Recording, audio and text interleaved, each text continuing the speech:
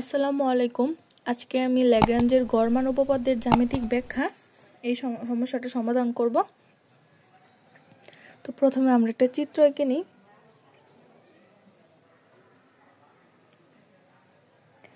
ল্যাগ্রাঞ্জের উপপাদ্যটা প্রথমে আমরা দেখিয়ে নিই আপনাদেরকে, তাহলে আশা করি বুঝতে পারবেন।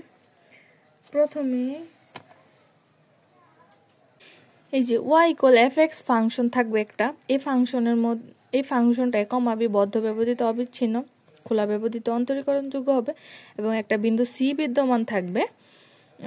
এই সিটা হচ্ছে a এবং b এর মাঝের যে কোনো একটা বিন্দু, যেন fb - fa/b - a = f' c হয়। তো প্রথমে আমরা fx একটা ফাংশন আঁকবো।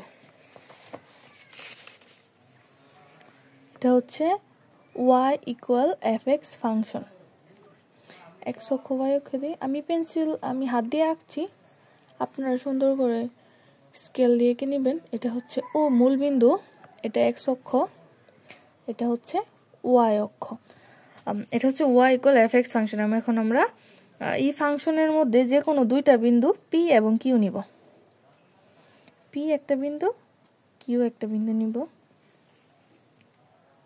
p থেকে x অক্ষের উপর যদি আমরা একটা লম্ব টানি, আমরা ধরে নিব এতটুকের মান হচ্ছে a, বা লিখে নিই x = a, আর এতটুকের মান হচ্ছে fa। তাহলে আমরা p বিন্দুর স্থানাঙ্ক কি পাবো? a, fa। একইভাবে q থেকে যদি আমরা একটা লম্ব টানি, তাহলে ও থেকে এতটুকু দূরত্ব ধরি x = b, আর এতটুকু দূরত্ব ধরবো আমরা fb। তাহলে q বিন্দুর স্থানাঙ্ক পাবো b, fb। এখন আমরা p q যোগ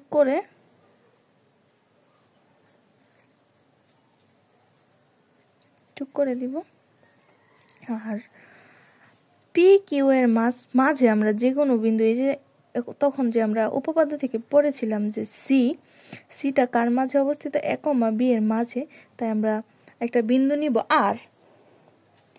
এই r বিন্দুটা, r থেকে যদি আমরা একটা লম্ব টানি, তাহলে ও থেকে দূরত্ব হবে x = c এবং এটার মান হবে f(c), এতটুকুর মান। তাহলে r বিন্দুর স্থানাঙ্ক হবে c, fc।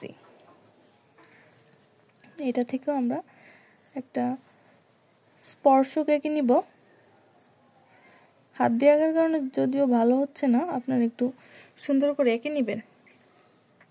আমরা চিত্র থেকে যা যা লিখছি এগুলোই আমরা কি করব? বর্ণনা আকারে লিখে দিব। লিখব ধরি y = fx ফাংশন। এই যে y = fx ফাংশন, এত রেখার বক্ররেখা, যেহেতু এটা এত রেখার উপরস্থ p এবং q দুইটি বিন্দু। এই যে p, এই q কি হচ্ছে? y = fx রেখার উপর দুইটা বিন্দু। এখানে p বিন্দুর স্থানাঙ্ক আমরা কত পাইছি? a, fa।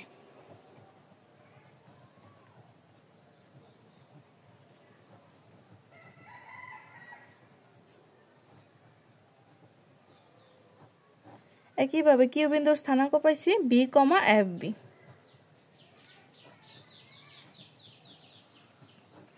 এই যে আমরা p এবং q কিন্তু যোগ করে দিছি। এটা একটা কি হয়েছে? রেখা হয়েছে, সরলরেখা। তো সরলরেখার ঢাল নির্ণয়ের সূত্র কি আমরা জানি? y2 - y1 / x2 - x1। এটা কিন্তু সরলরেখার ঢাল নির্ণয়ের সূত্র। তাহলে এক্ষেত্রে কি হবে? p q রেখার ঢাল কত হবে?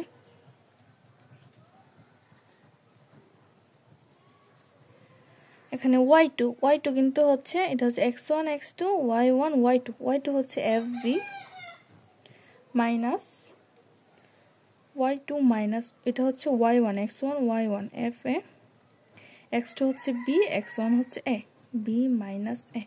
pq রেখার ডাল আমরা কি করছি? এটা পাইছি। এখন ল্যাগ্রাঞ্জের গড় মান উপপাদ্য থেকে প্রথমেই আমরা কি বর্ণনা থেকে প্রথমেই আমরা শিখছি fx ফাংশন বা y = fx function a, b বদ্ধ ব্যবধারিত অবিচ্ছিন্ন এবং খোলা ব্যবধিতে অন্তরীকরণযোগ্য। তাহলে আমরা এটাই লিখে দিব।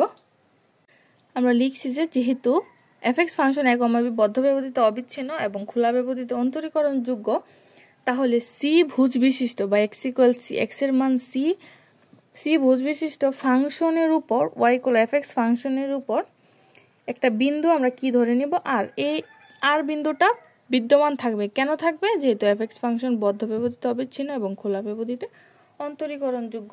তাহলে আমরা লিখব সুতরাং c ভুজ বিশিষ্ট ফাংশনের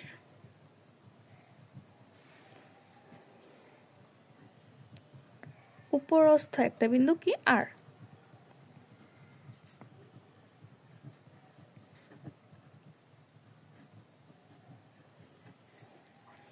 এখন r বিন্দুতে কি করছি? আমরা স্পর্শক আঁকছি। r বিন্দুতে যে স্পর্শক আঁকছে, এই স্পর্শকটা হচ্ছে গিয়ে PQ এর সমান্তরাল। এখন সমান্তরাল দুইটা রেখার প্রথম রেখার ঢাল যা, দ্বিতীয় রেখার ঢাল কি হবে? তাই হবে। তাহলে r বিন্দুতে স্পর্শক রেখার ঢাল কি হবে? PQ রেখার ঢালের সমান।